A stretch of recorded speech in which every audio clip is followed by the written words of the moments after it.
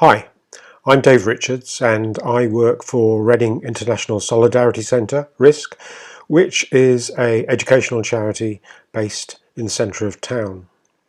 And I'm going to be introducing you to a really exciting community food growing project, Lavender Place Community Gardens, that we think is a very good case study for the virtues of community gardens.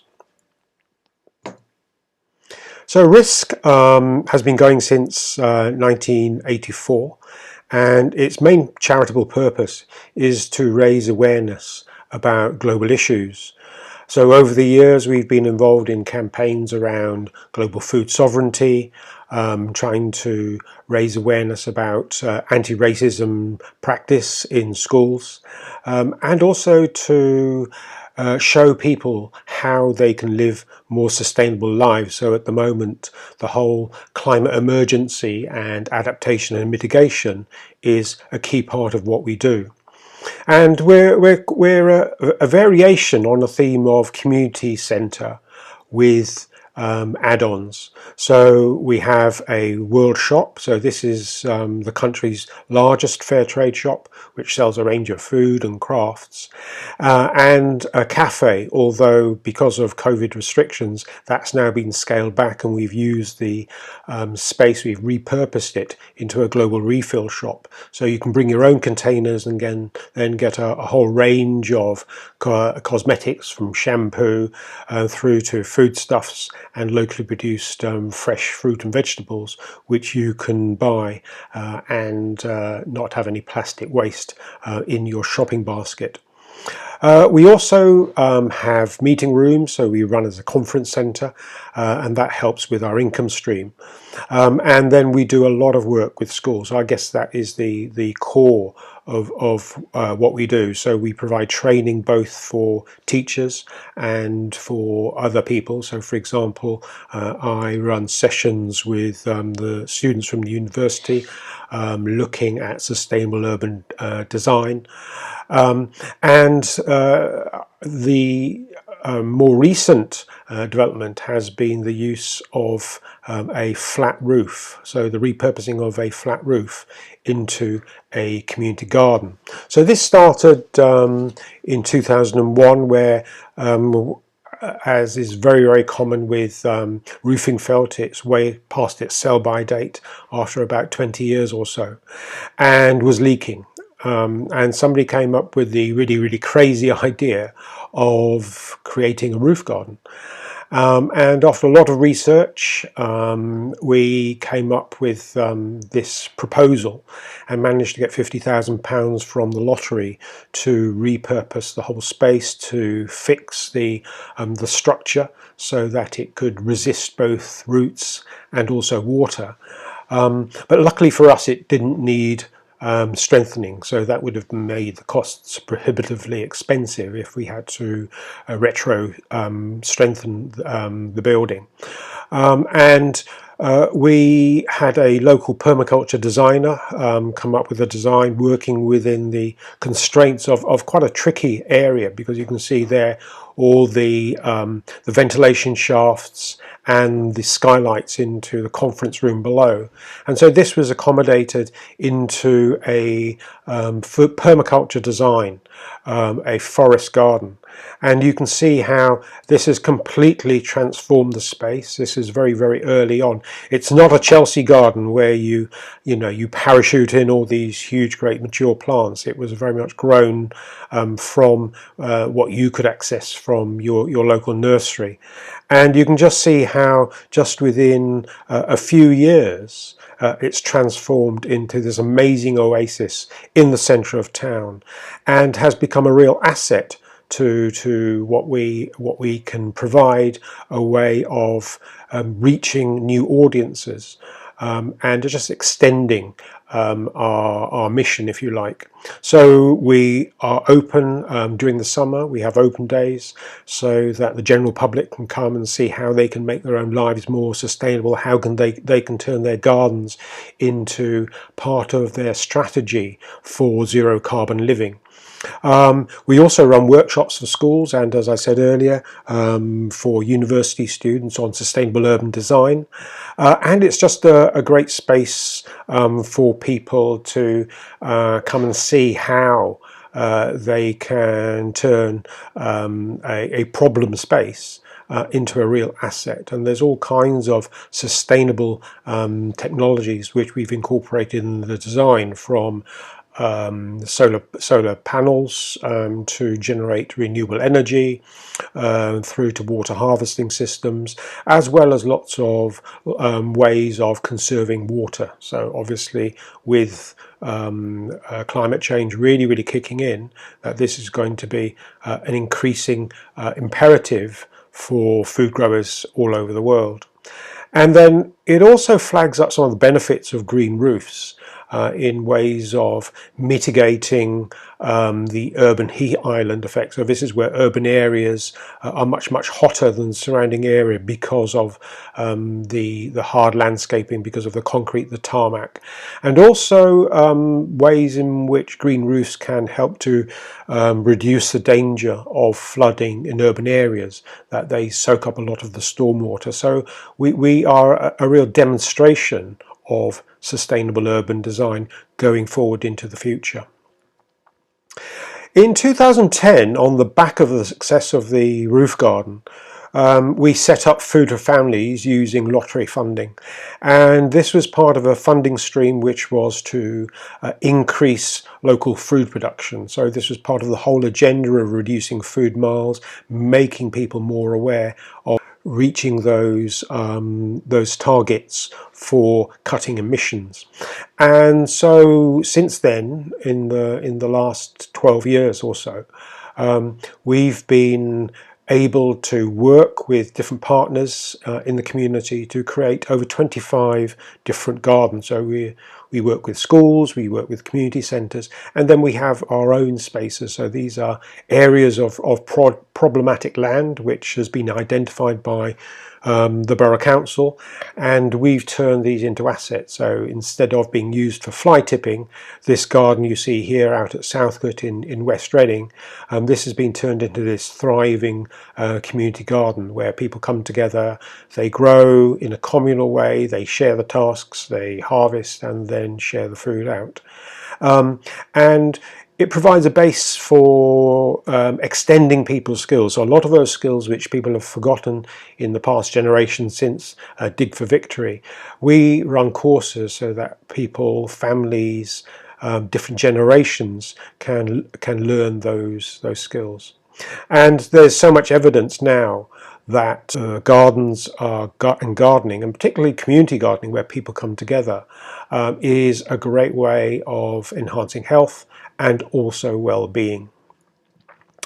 And then the highlight of the year is our annual town meal. So at the end of September or early October, all our gardens bring their surplus produce, and also the various allotment societies around town come together, and the food is cooked by students from the catering course at the FE College, Reading College, Activate, and they prepare this meal which is then taken to the centre of town, the Forbury Gardens, and we have a whole celebration of local food. So we bring together all kinds of like-minded organisations who are concerned about sustainability as well as food production. So we'll have the local beekeepers and have had celebrity chefs. We have competitions on making scarecrows. We have local bands. So it's a way in which we can sort of take forward that agenda of raising awareness about how to make more sustainable lifestyles, and especially the whole issue of food. Okay, so Lavender Place Community Gardens, you can see this Google aerial photograph of where the site is located. So right on the edge of the Inners Distribution Road, the IDR, in the centre of town. So I'm just going to go into a bit of the history of this area, and it's quite an interesting case study in urban regeneration, some of the pitfalls of that, and then also going forward, how we've managed to repurpose a space which is lined up to be redeveloped, and how we can use that space for community benefit in the short term, and then possible lessons for how that space might be used in the future. So this area was in medieval times right on the edge of town, lying between the road to Bath and then the road to Oxford. And you can see from this map of 1611 that it was sort of semi-urban. Reading, was full of gardens, was full of orchards in amongst the factories. So medieval Reading's wealth was based on wool. There was a very important cloth trade. All the cloth merchants were the ones who built some of the big houses. And so you can see our area was right on the edge of town, quite close to St Mary's. So this is the Minster Church, which was the focus of one of the markets. And these buildings and the photographs date from that sort of period, sort of photographs which were taken just before the area was redeveloped in the 60s. And then you can see this map from the Georgian period, how already there's beginning to be a bit of development, ribbon development along the road to Bath, and a bit of infill. Still gardens, and part of the legacy of that is in some of the later street names that have that sort of echo. So we have Pine Street and Lemon and Plum and Cherry lanes. Now this is a map from the 60s which shows how the whole area filled out during the Victorian period, all those Victorian terraces. The Simmons Brewery this was one of the 3 large employers in town, and really contributed to the wealth of Victorian Reading. They became sort of multinationals in the Victorian period, exporting beer right around the world, and had the contract with the British Army. So these terraces were built to service the growing Victorian town. But by the 60s, the planners had got their eye on this area of redeveloping it. It was a whole maze of courts, so the traditional medieval court where there'd be alleyways coming off the roads, and then there'd be courtyard buildings, terraces, cottages in the back alleys. And this was an area which was sort of very, very working class, very sort of mixed. We have a grape passage, which you might think was again a horticultural reference, but in fact was a polite form of its traditional name, which was Grope Passage, which was where ladies of the night applied their trade. And so in the 60s, the planners decided that this was going to be redeveloped. It was going to become part of a civic hub in the centre of town, and also part of the inner distribution road. So like in so many towns around the country, this major sort of A road was circled the town centre to try and do something. It's a whole other issue how successfully of addressing sort of traffic problems in town.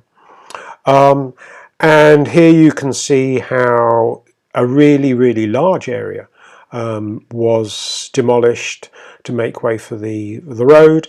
On the top left you can see Lavender Street meeting its end, and the opening of the St Mary's Butts shopping centre. This was a big deal. The celebrity who opened it was David Jacobs. If you probably aren't old enough, but he was a big celebrity of the day.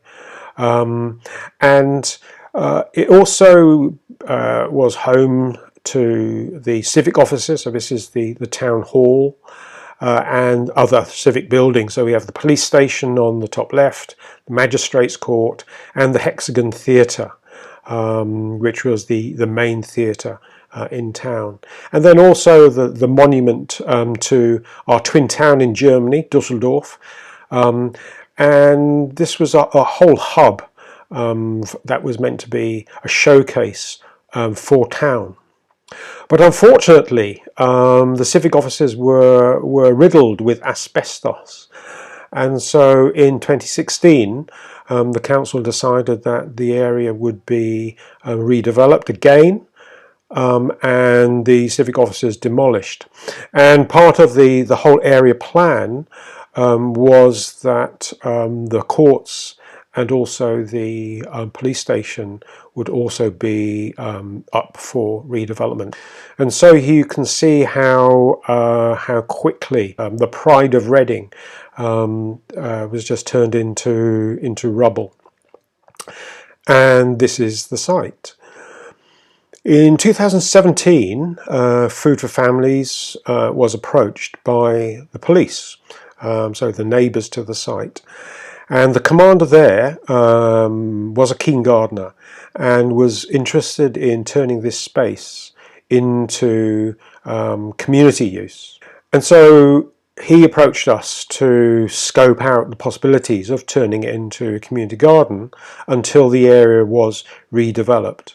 You can see how the architects had a preoccupation with the hexagon. You can see this repeated throughout the site, on the plaza surrounding the buildings, as well as the buildings themselves.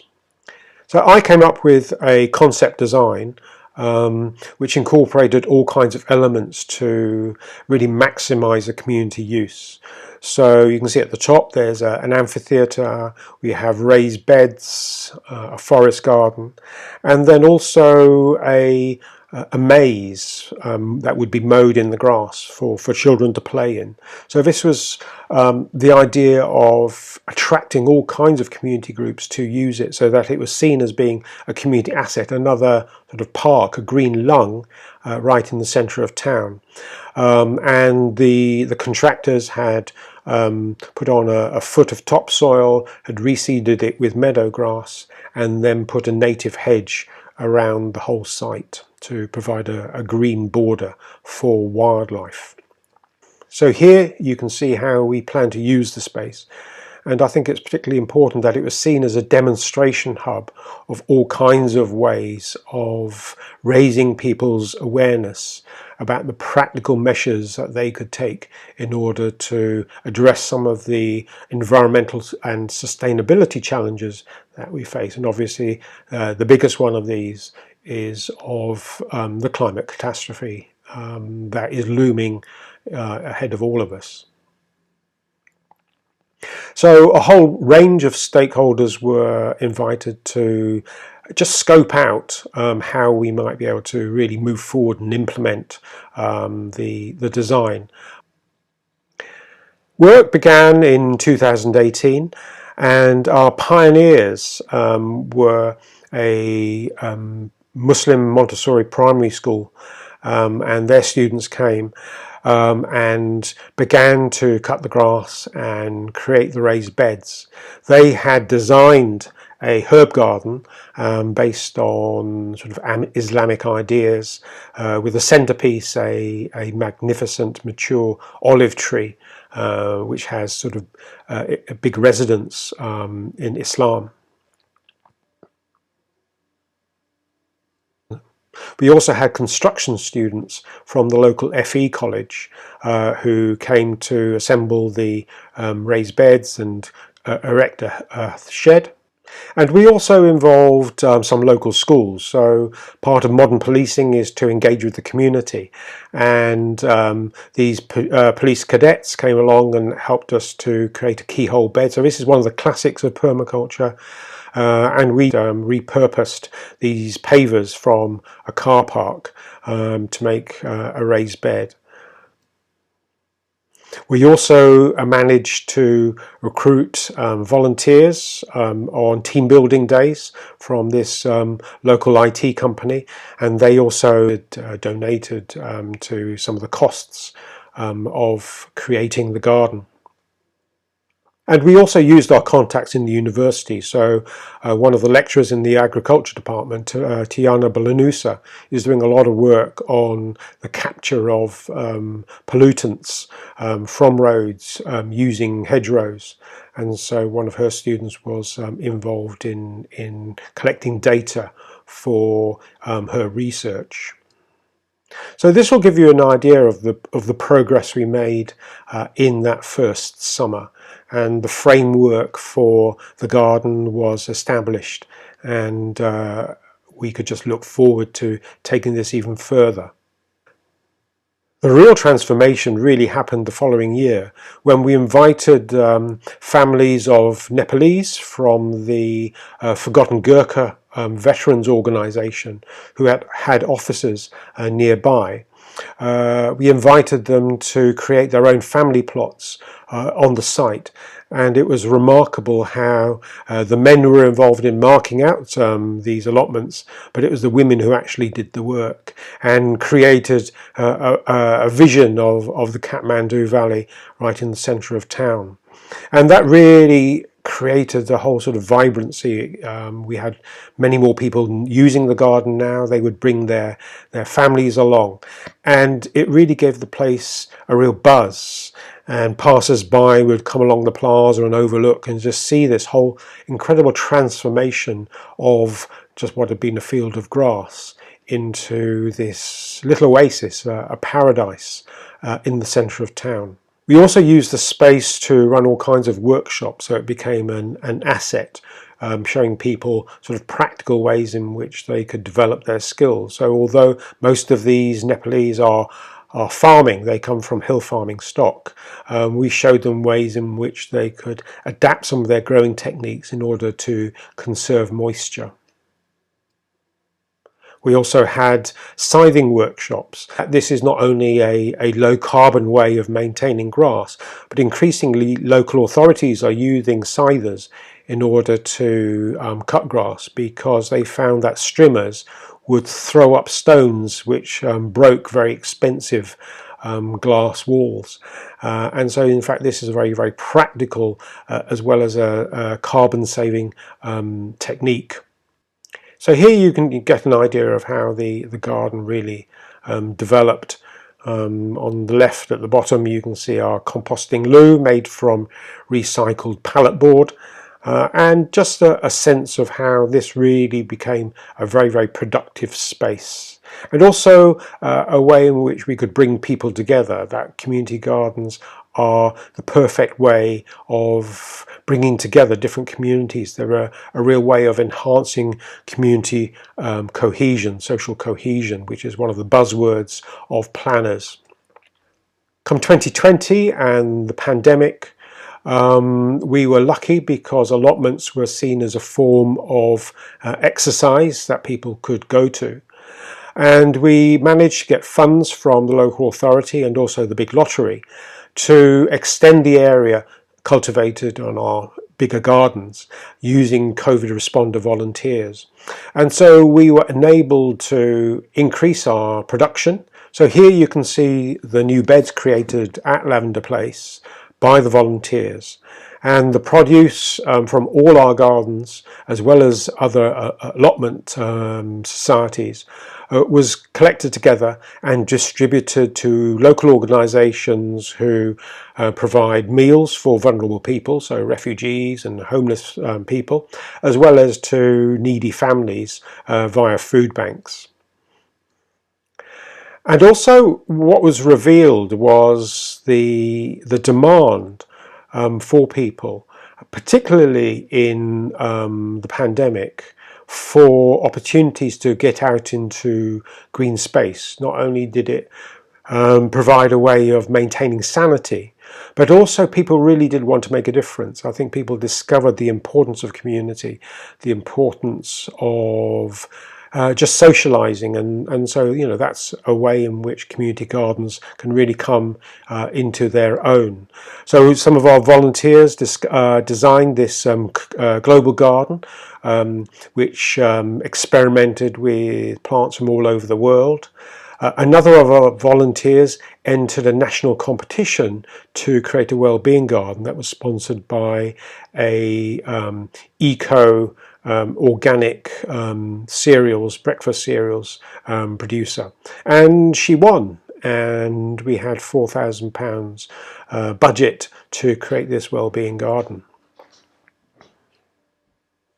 We also had a collaboration with the Open University on a digital storytelling project. So this was where we gave training to some of our volunteers in how to use their smartphones to make videos in order to chronicle their experience during the pandemic, just to talk about how community gardening helped to survive some of the isolation that many of them felt because of lockdown, and also discovered how telling these stories, sharing these stories amongst the wider community is an excellent way of proselytizing, of raising awareness and growing the wider national community behind social gardening.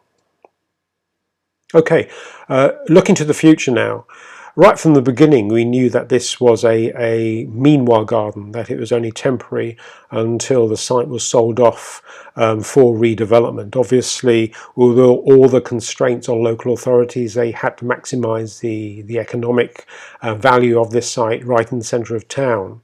And they had come up with framework plans. So the planners had put together this concept of how this area could be redeveloped to take account of some of the heritage, particularly around the Minster. And this was put out for consultation. We managed to insert a clause to say that the opportunities for creating some kind of community food growing space could be incorporated into the redevelopment.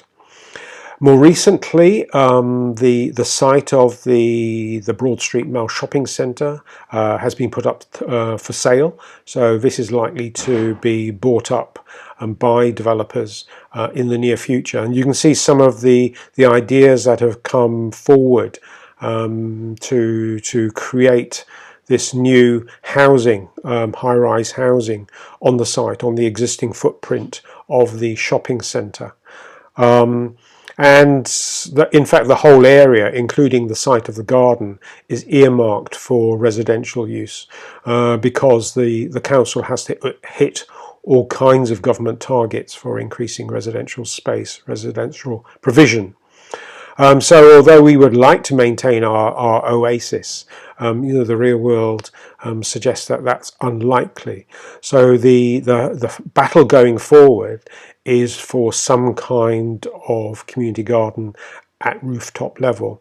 And there are lots of good examples of how feasible this is, not only our own example on the top of the RISC Centre, but also other examples internationally. So on the top you can see the Roof Food project in Ghent in Belgium, where a cafe produces all its organic food on the roof. At the bottom you can see a purpose-built new build rooftop allotment on top of a gym in the centre of Paris. And this has a classroom so that they can run courses and is also a sort of a community asset. And I think it's really important that going forward, one of the, even pre-COVID, increasingly people were thinking about the crisis of anxiety and loneliness which we have. There was a recent all-party parliamentary committee report which talked about the need to create community assets in order to provide opportunities for people to come together to help break down some of the barriers that create loneliness in the community. And for us, the community garden is a perfect way of doing this, of creating spaces in which people can be active, not just sort of sitting around, but people can be active and get those benefits, as well as then addressing the issue of social isolation. This is an example from Singapore where their parks department is promoting sky gardens, and particularly with climate change, the repurposing of the top level of multi-storey car parks into community allotments. And then the really famous one is here in the centre of New York, where this former industrial building has been repurposed into an urban farm. This is operated on a commercial basis and has really sort of produced all kinds of organic produce for use in the city. So, you know, it's obvious that it's possible. And it should echo with the planners, because a few years ago there was this Reading 2050 plan put together, and the agenda of this was to try and ensure that as Reading grew, with projections of large expansion of the population, that it would become a place that people wanted to stay in, to want to enhance the virtues in the town, particularly in the riverfront spaces, to make a city, because they aspire to be a city, to make it a city that people would want to stay in. That not only would it provide employment, in the Silicon Valley, in the various sort of tech industries that have come to the town, but that it would be a place for encouraging people to stay, to settle, and really create a city of the future. So although there is this framework, I do have my doubts about whether the politicians are willing to push forward with this kind of vision. Unfortunately, a lot of planners simply don't have the imagination to make this happen, because there is there is a tendency to want to make the package as attractive to developers as possible. People don't want to use legislation in planning to force developers to create this kind of green infrastructure, because it increases costs and will hit the developer's bottom line.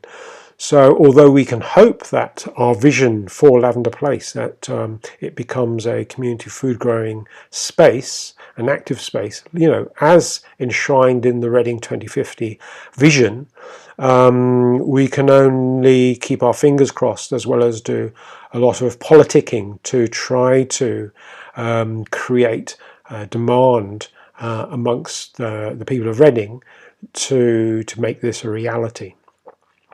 So if you're interested in volunteering, if you want to get involved in garden, then do get in touch.